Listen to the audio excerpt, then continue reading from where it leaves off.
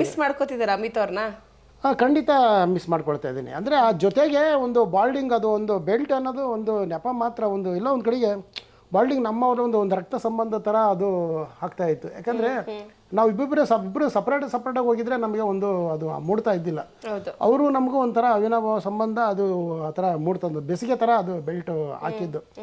ಭಾಳ ಅವರು ಕೂಡ ತುಂಬ ಒಳ್ಳೆ ಪರ್ಸನ್ನು, ಪ್ರಾಮಾಣಿಕ ವ್ಯಕ್ತಿ, ತುಂಬ ಒಳ್ಳೆ ಕೆಲಸ ಮಾಡಿಕೊಂಡು ಯಾವುದಾದ್ರೂ ಒಂದು ಕೆಲಸ ಮಾಡಿದ್ರೆ ಒಂದು ಪರಿಪೂರ್ಣವಾಗಿ ನಿಷ್ಠೆಯಿಂದ ಅದನ್ನು ಕ್ಲೀನಾಗಿ ಯಾವಾಗ ಮಾಡ್ಬೇಕನ್ನೋದು ಅಮಿತಿಂದ ನಾನು ಕಲ್ತಿದ್ದೀನಿ. ಸೊ ಒಂದು ಒಳ್ಳೆ ಪರ್ಸನ್ನು. ಎಲ್ಲ ಒಂದು ಕಡೆಗೆ ಅದನ್ನು ಅಲ್ಲಿಂದ ಮನೆ ಬಂದಾದಮೇಲೆ ನಾವು ಅಮಿತ್ ಅಂತಂದೇ ನಾನು ಇಟ್ಕೊಳ್ತಾ ಇದ್ದೆ. ಯಾಕೆಂದರೆ ಅದು ಅಲ್ಲಿ ಆ ಥರ ಆಗುತ್ತೆ. ನಾವು ಒಂದು ವಾರ ಬಾಲ್ಡಿಂಗ್ ಬಂದ್ಬಿಡುತ್ತೆ. ಒಂದು ವಾರ ಏನು ಒಂದು ಮಲಗುವಾಗ ಒಂದು ಬೆಲ್ಟ್ ಬಿಚ್ಚೋದು ಬಿಟ್ಟರೆ ಇನ್ನು ಜೊತೆಲೇ ಇರಬೇಕು ಬೆಲ್ಟು. ಮಲಗುವಾಗ ಮತ್ತು ವಾಶ್ರೂಮ್ ಹೋಗುವಾಗ ಅಷ್ಟೇ ಬಟ್ಟೆ ಬಿಚ್ಚಬೇಕು, ಅದು ಬೆಲ್ಟ್ ಬಿಚ್ಚಬೇಕು.